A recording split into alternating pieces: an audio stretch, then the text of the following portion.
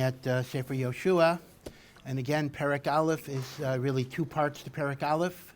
One is Hashem's declaration to Yeshoshua, and the other is Yeshoshua then communicating to Bnei Yisrael. Hashem's declaration to Yeshoshua is not overly complicated. He uses the phrase Chazak v'yamatz, be strong and of good courage. He uses it several times. He mentions that wherever you step, I will give you the land. And we talked about arichos, halachically, that creates the rule that even chutz la'aretz that is conquered has the holiness of Eretz Yisrael. He tells them, V'agisava yomam v'layla, that you have to contemplate and think about the Torah day and night. And the hatzlacha of Am Yisrael in the conquering of the land will depend very much on their connection to the Torah and to the mitzvos.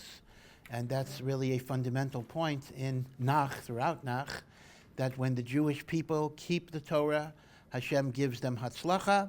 When the Jewish people do not keep the Torah, very bad things will happen. Of course, this was not invented in the book of Yeshoshua. This is a claim that the Torah itself makes many, many times, including Kriya Shema, right? You read Kriya Shema this morning. Hashem says, if you keep the mitzvos, I will give you prosperity. Now, let me just make a point, though, that the Ramban notes. The Ramban points out that the statement of the Torah and the statement in Nach, that when you keep the mitzvos, you'll be given blessings. And when you don't keep the mitzvos, bad things are going to happen to you. That applies to the nation of Yisrael as a whole. The Jewish people as a whole, when they keep the Torah, as a whole, they will have blessings. When they don't keep the Torah, as a whole, they will have sufferings. However, any given individual doesn't always work that way. This is the mystery of tzaddik v'ralo. Sometimes you can have a very, very righteous person who in fact suffers in this world, so he'll get more reward in the world to come. And sometimes you may have a rasha who prospers in this world, so Hashem rewards him for the few mitzvahs that he has in order that he shouldn't get a chelik in Olam Haba. So the Ramban differentiates between the fortunes of Klal Yisrael as a whole versus the fortunes of any given specific individual. Klal Yisrael as a whole will prosper when we keep the mitzvahs, and we will suffer when we don't keep the mitzvahs. But within the klal, there are going to be exceptions. Some individuals who are evil may actually prosper in this world, at least in the short term, and some individuals who are very, very righteous might suffer. This is called, once again, theodicy is the English term for it. This is the story of the book of Eov, Sefer Eov. When Moshe Rabbeinu asked Hashem, show me your ways after the Chet Hegel, the Gemara in Brachos says that he was asking Hashem, why do tzaddikim suffer? And Hashem basically said, I'm not giving you the answer. I will have mercy on whom I choose to be merciful. I will have compassion to the person that I choose to have compassion to. In other words, Moshe Rabbeinu himself was not given the answer to that fundamental question. So this is a very important yesod of the Ramban, that the Teichacha is a reference to the fate of Am Yisrael.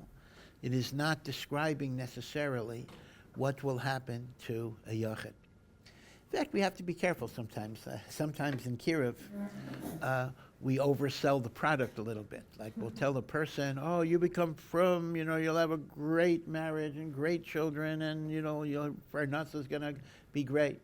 So then a person becomes frum, and and sometimes these brachos happen, but sometimes they don't happen. So the person says, hey, I was sold a bill of goods. I was given all these promises that my life is going to be so fantastic after I become frum. Well, Mir Hashem, it should be fantastic because of the ruchnius, because of the mitzvahs, because of the kedusha. But it's not necessarily going to be fantastic in every single gashmiistika way, because the promises of the Torah are to the klal. They are not necessarily to the yachid. With respect to Yechidim, HaKadosh Baruch Hu has many, many different cheshbonos. So sometimes the greatest tzaddik in the world may suffer tremendously in this world. Okay, so Hashem's message to Yeshua is relatively straightforward. Be strong. I will give you I will be with you like I was with Moshe Rabbeinu. Keep the Torah, and then you will be matzliach in conquering the land. Yeshua then turns to the people, and he says to the people, get ready, because in 3 days we're going to cross the Yarden. Now again, let me just give you the chronology of the way Rashi expresses it. Moshe Rabbeinu died in the 7th of Adar. They mourned for Moshe 30 days. This is in the Chumash. The 30th day from the death of Moshe is the 7th of Nisan. The 30th day. So on the 30th day, on the 7th of Nisan, is when Hashem is speaking to Yeshua. And when he says, in 3 days you're going to cross the Yarden, the way Rashi interprets it, it means after 3 days you're going to cross the Yarden. In other words, the 3 days are 7, 8, 9, and you will cross the Yarden on the 10th of Nisan. Now, the reason I know that is because that is the one date that is going to be given explicitly in Perek Gimel, that the Jewish people crossed the Yarden River the 10th of Nisan. But Rashi understands that that is after 3 days from Hashem's communication. So Hashem spoke to Moshe on the 7th of Nisan, which is the 30th day of the Avelos of Moshe Rabbeinu, who died on the 7th of Adar. And the 3 days are 7, 8, 9, and the Jewish people cross the Yarden on the 10th day. Okay? That's how Rashi understands the chronology. Others, it's not a big machlokus, but others say Hashem spoke on the 8th, so it's 8, 9, 10. They crossed the Yarden on the 3rd day. According to Rashi, they crossed the Yarden after 3 days, so therefore the Dibur to Moshe was on the 7th. So he tells people, prepare yourselves, because you will be crossing the Yarden River in 3 days, or the way Rashi is after 3 days.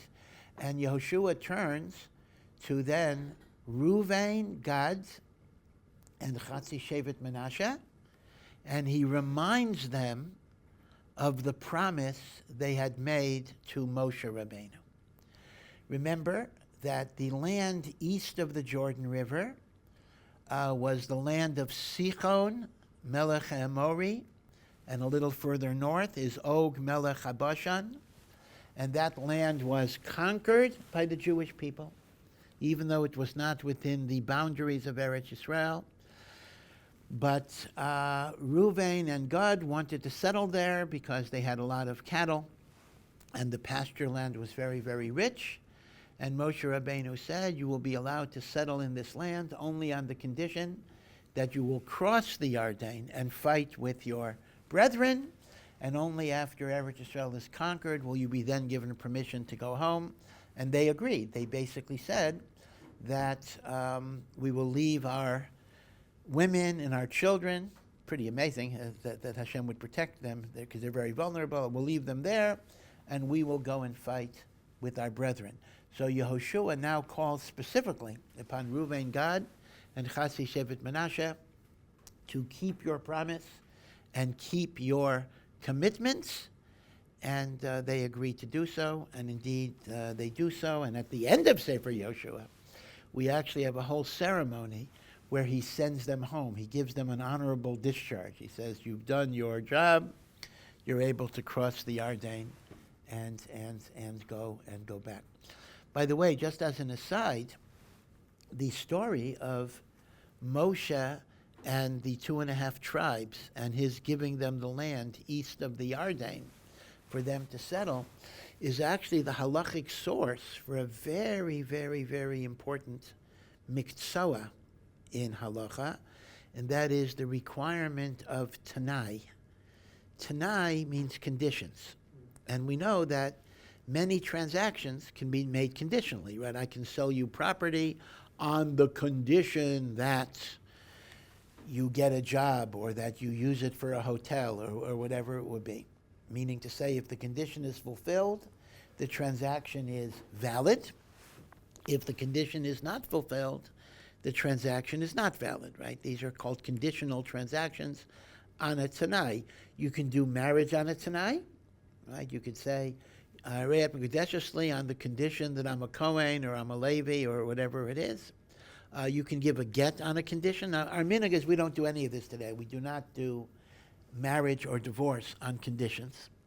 But the Mishnayos in Maseches Kedushin and Gittin are filled with all sorts of conditions that could invalidate a marriage or invalidate a divorce. And in monetary transactions, we certainly can make conditions, and that we do even today. Yeah. Was it not disrespectful in a sense for the two tribes to say that we don't want to go into Eretz Yisrael, we prefer this land that looks better to us outside of Eretz Yisrael? Yeah, it was considered to be a bit of an avera on their part, to be sure. After the sin of the spies, I would think it's kind of like, what's the cheshbon that now we're going to reject going into Eretz Yisrael after?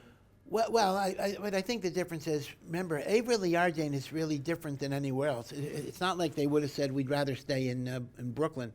Eivra Liardain was conquered by a divine commandment. So in a sense, it was not within the boundaries of Eretz Yisrael, but it was conquered al pi Hashem. So it did have a certain level of kedusha.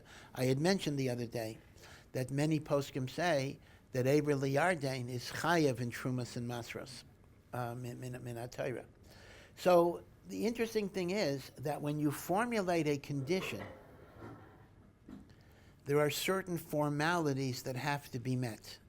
These are called mishpatei hatanoim. That means the laws of conditions, meaning a condition is not a condition unless it's formulated in certain ways. And the ways that a condition has to be formulated is derived from Ruvain, Gad, and Moshe Rabbeinu. Number one, at least this is Reb Meir's view. Reb Meir says like this: the Tanai, number one, has to be kaful. Tanai kaful means doubled. You got to state the positive and the negative, because Moshe said the following: if you cross the Yarden and fight, you will get this land. And he then said, if you don't cross the Yarden and fight, you will not get this land. Meaning he had to state it in both the positive and the negative. That's what we mean by kafel. So when you're making a condition, according to Rabbi Meir at least, again, we don't, machlokes if we paskin like that, but according to Rabbi Meir, it's not enough to say, I'm selling you this property if you do something. I have to say, if you don't do it, the sale is not valid. That's called Tanai Kafel. So requirement number one is it must be doubled in both positive and negative. Number two, the condition must precede the Maisa, meaning, note the way Moshe Rabbeinu said it. If you cross, you get the land. He didn't say, you get the land if you cross. In other words, the Maisa is the transfer of the land. The Tanai is if you cross the Yarden. So the Tanai must precede the action. So Tanai Kafel, Tanai Kaidem Lamaisa. And the third is the affirmative must precede the negative, meaning you have to first say how it'll be valid. You have to say, if you cross, you get the land. If you don't cross, you don't get the land. You can't begin with the negative. If you don't cross, you don't get the land. This is called hain. Hain is the positive. Kodem lalav must precede the negative. So I mentioned three formalistic requirements. One is Tanai Kafel. One is Tanai Kaidem Lamaisa. The third is Hain, Kodem, Lalav. And the fourth is you can only make a Tanai on something which can be done through a Shaliach. Now, marriage can be done through a Shaliach. You can have Kedushin through a Shaliach. Divorce can be done through a Shaliach. Sale of property can be done through a Shaliach. And Moshe's distributing property. That could be done through a Shaliach. So you can make conditions on things which can be done through a Shaliach, but on something that cannot be done through a Shaliach, you cannot make a condition. One example of that is Chalitza. Even though it's true, you can give a get to a woman through a shaliach, and that's commonly done. We don't marry through a shaliach today, but a get through a shaliach is done all the time if the husband is in one country and the wife is in the other country, so the get is given to her through a shaliach. But chalitza, if a man dies without children, and therefore the widow cannot marry until she has chalitza. We don't do yibam. Ashkenazim do not do yibam today. So chalitza has to be done by the guy himself. So if the guy's in another country, he has to come, or she has to come to him. Chalitza, it's a gzeres hakasuf. Chalitza cannot be done through a shaliach. So since chalitza cannot be done through a shaliach, you cannot make conditions on chalitza. A man cannot say, this is a valid chalitza only if you give me $500. Meaning, okay, you understand what this means? When we say you can't make a condition, that actually means that the transaction is valid even though the condition is not fulfilled. Meaning, a man gives a woman chalitza and stipulates, this should be a chalitza only if you give me $500 no later than 5 p.m. tonight. Let's assume she fails to fulfill the condition. But since you can't make a condition on transactions that don't have a shaliach, the condition is null and void. Be sure you understand this. People get mixed up. The condition being null and void actually means the transaction is valid even though she did not fulfill the condition. So even though she doesn't give the $500, she has chalitza. Now, by get, although our minhag is we don't do conditions in a get, but if a person gave a get and says, this is a valid get on the condition that you give me $500 by 5 p.m., if she did not give $500 by 5 p.m., the condition is valid, which means, in other words, the get is invalid. Okay, people get mixed up sometimes. A condition being valid means that if it's not fulfilled, the transaction is void. You see? So these are called collectively mishpatei atana, and we don't really know the svaris for them so much, but I'm just bringing it up because these formalities of condition are derived from the transaction that Moshe engaged with the Bnei Gad and Bnei Ruvain in giving them the land that was east of the Yarden. Yeah. Two things. One, do we costing by all four of these things?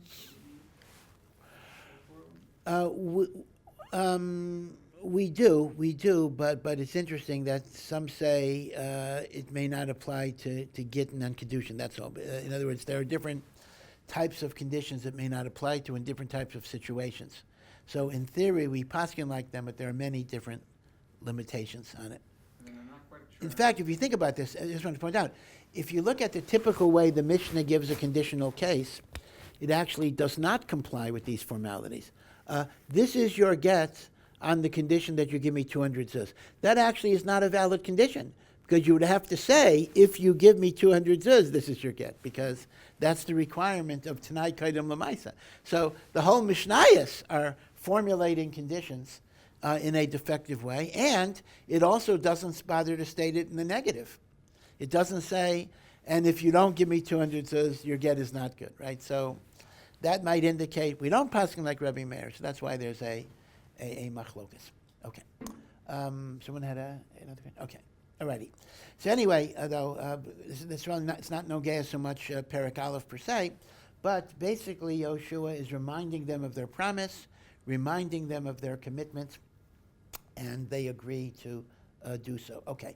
We now come to Perek Beis. Now remember, the Jewish people are east of the Yarden River, and they're in a place called Arvos Moav, the plains of Moab, and in particular, the particular area they're in within Arvos Moav is called Shittim.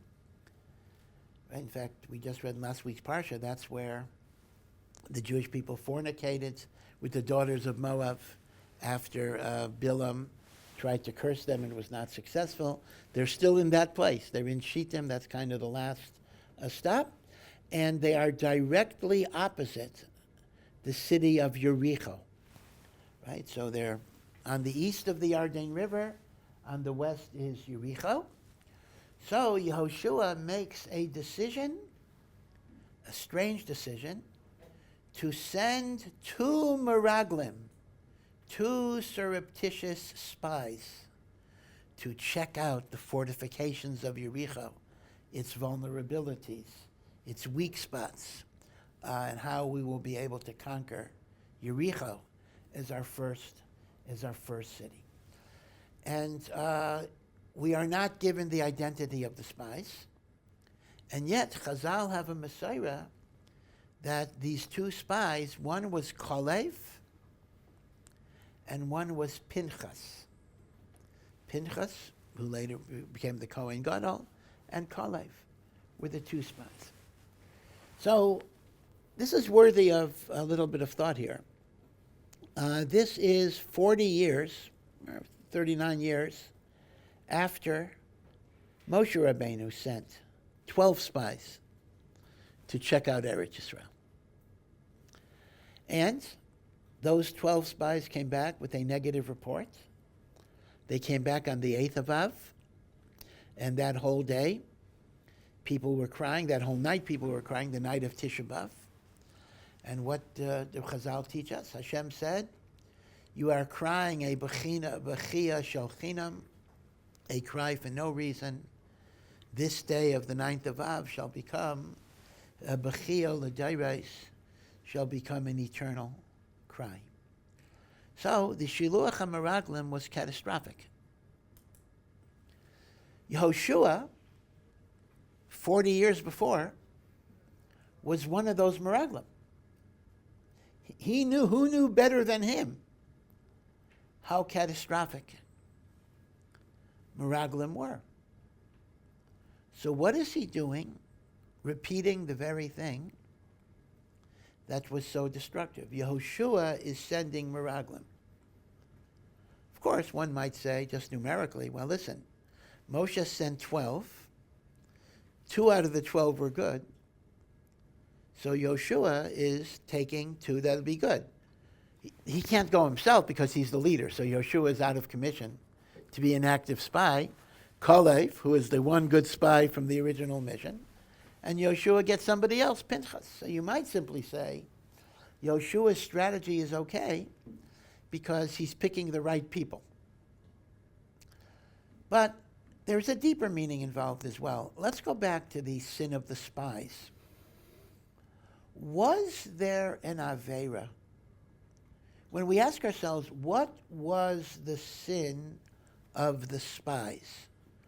Was there a sin in sending spies? Meaning, was there something wrong with sending spies? After all, if Hashem promises you that you will have victory, then why do you need spies? You seem to be not believing in Hashem's promise. So there's actually a machlokas, Rashi and Ramban, going back to Parshas Shalach. In Parshas Shalach, it seems to be Hashem is commanding them to send spies. Hashem said to Moshe, Shalach lecha anoshim, send spies to check out the land. Now Rashi raises a contradiction between Parshas Shalach, where Hashem seems to say, send spies, and Parshas Devarim, where Moshe is recounting, you said to me, now you, the people, said to me, Nishlacha anoshim lefanenu. So Rashi is raising a contradiction. Did the impetus for the spies come from Hashem? Or did the impetus of the spies come from the people? So here is how Rashi reconciles it. The impetus of the spies come from the people. And they were wrong for asking for spies. They should have had emunah. They should have had bitachon that God will take care of them. And the fact that they asked for spies demonstrated a lack of emunah and bitachon. And when Hashem says, send it, Hashem is not commanding it. Hashem is saying, if they want it, give it to them. If this is what they feel they need, give it to them.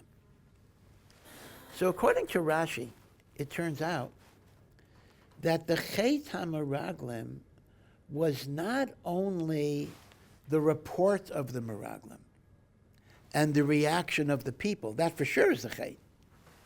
But the Chet was the very bakosha to want Meraglim. And so this is different than we might think.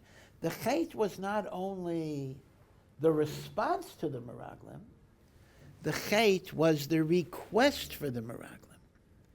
That showed a lack of emunah.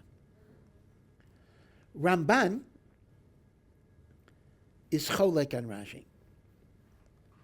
Ramban points out there is no Chet to send out spies. Yes, Hashem promised you the land. Yes, Hashem promised you victory. And yes, Hashem will determine your success. But you're still mechuyev to engage in ishtadlus. You have to engage in an army, in reasonable preparations. Meraglim are a reasonable military strategy, so you'll know where to go, how to go, the weak points, the strong points. So Ramban learns there is nothing wrong with shiluach HaMeraglim. The only thing that was wrong is that they lost faith when the Meraglim came back with a negative report. Now, Ramban brings a raya to his Yisayid that there's nothing wrong with shiluach HaMeraglim from Yeshoshua Perek Beis. That after the Chet HaMeraglim, where the Jews wandered in the desert for 40 years, right before Yeshoshua crosses the Yarden, he sends Meraglim again. So the Ramban's argument is, if there's something wrong, if there's a lack of emunah in sending Meraglim, how on earth could Yeshoshua do the very thing that got them into so much trouble the first time? Elamai, the Ramban learns, there's no Chet in Shiluach HaMeraglim. Shiluach HaMeraglim is ishtadlus. And therefore Yeshoshua will send Meraglim, nothing wrong with it. So that's a pretty strong question on Rashi. So here's the problem.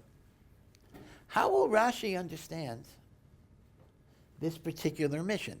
Meaning to say, if Rashi understands that once Hashem makes you a promise, you don't need to develop a military strategy. The Eibusher is going to help you. And if you think you need to figure out a military strategy, you're lacking emunah, which is how Rashi learns Parsha Shalach, then indeed, what is Yeshoshua doing? In fact, the Ramban brought a raya not like Rashi from Yeshoshua. Right? So how will Rashi learn? So the Emes says there's a very interesting nitziv. Tzvi Yehuda Berlin in his commentary on the Chumash, Hamik Davar, where he says a very interesting yesod. And it's based on a passage in the Chayvas Halavavais that says that there are many, many levels of emunah and bitachon that Hashem is in charge of my life. And he says, the greater your emunah, the less hishtadlus you need to do in the world. The less emunah you have, the more you're going to have to work in a natural way in order to get Hashem's bracha. So in a sense, when a person lacks bitachon, that becomes a self-fulfilling prophecy. The less I feel that God takes care of me, the less I will see that God takes care of me. The more I feel and believe that God takes care of me, the more I will experience that God takes care of me. Greater emunah, less ishtadlus, lesser amuna, more ishtadlus. In other words, a person with less amuna will have to work more to get his money. He'll have to do things that he might not have had to do had he had a greater bitachon. This is from the Chayvas Halavavas. Yeah. So if someone, let's say, fakes it so he makes it without work, Yeah. he says it, but he doesn't like it. Well, remember, the one thing about Hashem is he can read your mind, right? So games don't work. Games don't work. This has to be a genuine feeling a person has, and you work on developing this emunah. Now, the Netziv brings a fascinating raya to the Chayvas Halavavas, as you say, from a story that we're going to read later. It'll be a while, in the book of Shmuel. When David HaMelech, when Shaul HaMelech forfeited his right to be king because he failed to kill Amalek completely. So Hashem told Shmuel, go to Beis Lechem and anoint one of the sons of Yishai, he didn't tell him which one, to be king. Right, Beis Lechem is where Yishai lived.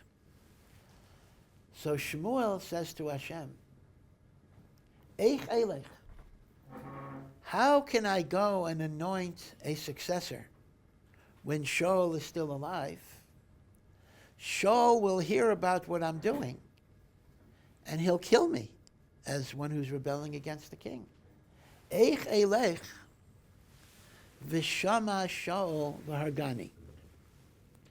So Hashem said, okay, I'll give you a way to fake him out. Take a korban in Beis Lechem, because in those days, Bamos were permitted. You were allowed to bring korbanos outside of the Beis HaMikdash. And Shmuel Bichlal, his derech was, he made the rounds. He would travel to different cities. So he'll travel to Beis Lechem to bring a big korban. So Shaul will not realize you're there to anoint somebody, and you can do it surreptitiously. And this is what Shmuel did. He brought a korban, and then he snuck away, and he went to Yishai, and he eventually anointed David. So Frekten Netziv, you'll note that Hashem didn't give him this Eitzah until he asked, what will I do? Shaul will kill me. Well, what if he wouldn't have asked? Shouldn't Hashem have told him up front? This is what you should do in order to be protected. So says the Netziv the following. Had Shmuel not been afraid, so even the great Shmuel, who was Shokol Kamosha V'Yaron, had a moment of a little fear. Had Shmuel not been, Hashem said, go. Had Shmuel not doubted, so to speak, Hashem's protection for 1 second, he wouldn't have needed to do the hishtadlus of bringing a korban. God would have protected him. Whatever it is, if Shaul would try to kill him, there would be a force field. There would be, lightning. Shaul would have been stopped. But once Shmuel reveals that he has a momentary loss of faith, he's afraid, he's vulnerable, he doesn't feel 100% secure in God's protection, Hashem says, you now have to enter the world of hishtadlus, the world of getting a korban, masquerades, trickery. You didn't need to have done that had you not asked. Once you ask, you now deal with Hashem in a different way. That's the Netziv by Shmuel. So the Netziv says, this is exactly how the Meraglim work. The Jewish people should not have needed spies. They should have trusted. After all, they're in the Midbar. Every day they see the man from heaven, the clouds of glory. They should have trusted. It was a sin for them to ask. But once they ask, what was a sin to ask for now becomes something you have to do as part of your ishtadlus. And therefore, Yeshoshua is dealing with the reality of the people. So at this point, you need meraglim. So ein achinami, the original bakasha b'mei Moshe may have been sinful. But once they revealed that they were on that madrega, then that's the way God deals with them. Okay, so be it as it may, whether we learn like the Ramban that the Shiluach HaMeraglim is a proper hishtadlus under all cases, or we learn like Rashi that the Shiluach HaMeraglim was originally a Chisara Nemuna, but as the Netziv explains, once they showed they needed it, it now becomes mandatory. Bein kach ubein kach, there is nothing wrong with Yehoshua sending Meraglim. At this point, it is a legitimate hishtadlus, a human effort that you need in order to secure God's blessing. Now, the truth is, though, in retrospect, it's a little difficult because we're going to see that Jericho was conquered in a supernatural way. The walls of Jericho fell down. So the big question is, in retrospect, what do you need a reconnaissance mission, given the fact that it's going to be a miracle? But they didn't know that. In other words, from Yeshua's perspective, they didn't know that this miracle would happen right now. They figure they're going to have to wage war, and therefore we need to know the weak points. But Yeshua does choose, of course, two great tzaddikim to lead the mission. Not to lead, just to be the mission. This is Kalev and Pinchas. Now, we don't really know how old Pinchas was at the time, but we know how old Kalev was. Kalev is not a youngster. Kalev was 40 years old when the Jewish people left Mitzrayim. He actually says that, which means he was actually 40 years old at the time of the, maybe 39 years old in Mitzrayim. He was 40 years old at the time of the Meraglim. 40 years old. This is 40 years later. Kalev is 80 years old.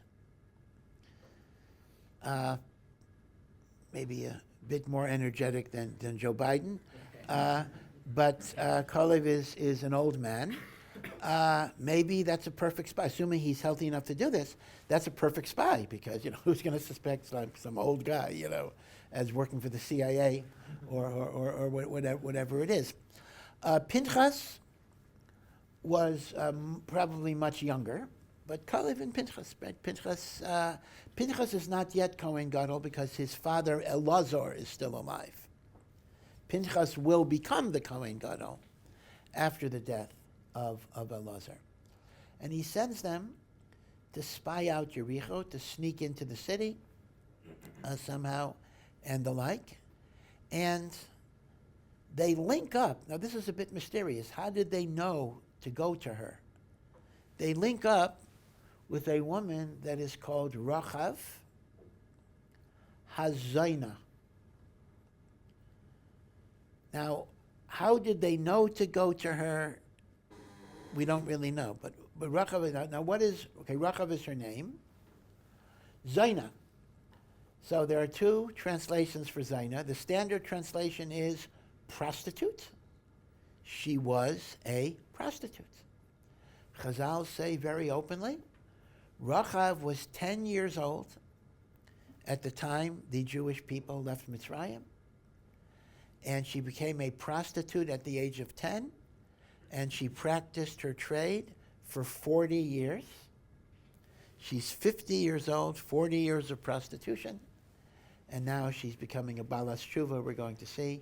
She eventually actually marries Yeshoshua.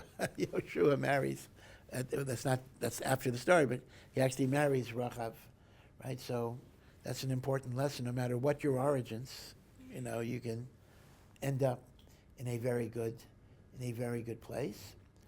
Targum Yonasan. Now remember, the Aramaic translation of Nevi'im is not Onkelos. Onkelos did the translation on the Torah. The translation on Nevi'im is Yonasan ben Uziel, who is the greatest Talmud of Hillel. Remember, a bird would burn up if it flew over his head. And that's why we talk about Targum Yonasan ben Uziel. Targum Yonasan is very different than Targum Onkelos. Targum Onkelos is very, very literal. Targum Yonasan brings in many midrashim as well. Now, You may ask, if I look at a Mikros Gedolos, I also see something called Targum Yonasan Ben Uziel. Now that seems to contradict the Gemara in Megillah, because the Gemara in Megillah says Onkelos wrote the Targum on the Chumash, and Yonasan Ben Uziel wrote the Targum on Nevi'im. He did not write the Targum on Kesuvim. That's another Targum, anonymous. So how can we have a Targum on the Chumash called Yonasan Ben Uziel? So there are different interpretations. Some say Yonasan Ben Uziel wrote on the Chumash as well, but the Gemara just means that the most authoritative Targum on the Chumash is Onkelos, and the most authoritative Targum on Nevi'im is Yonasan Ben Uziel. Others learn that indeed it's a mistake, it's a misattribution. To Yonasan, in other words, the actual author of the Targum that's called Yonasan Ben Uziel on the Chumash, we don't know who the author is. And in fact, in academic literature, it's often referred to as pseudo-Yonasan. You may have come across that designation. And indeed, there are such shittas among our chachamim that it is not Yonasan Ben Uziel. But anyway, be it as it may, on the word zona, Targum Yonasan translates it pundakait. Pundakait means an innkeeper who sells food. Mazonos, lashon mazonos. So it's interesting. If Targum Yonasan is trying to, paint her in a better light, she wasn't a prostitute, she was just an innkeeper that sold food. But Chazal absolutely understand that zona means a prostitute mamish. Now, it seems clear from the context. Well, number one, she lived in an interesting thing. She actually lived in the wall of the city. Jericho was surrounded by walls, and the walls themselves were, they had space between them. It was like a double wall, and she lived in the wall. Her apartment was between the wall. Mea Sharim was that way. In fact, if to this very day, you don't see it because there were a lot of openings. Mea Sharim was a community surrounded by a wall, a solid wall, and the walls were hollow. So there were houses in the walls.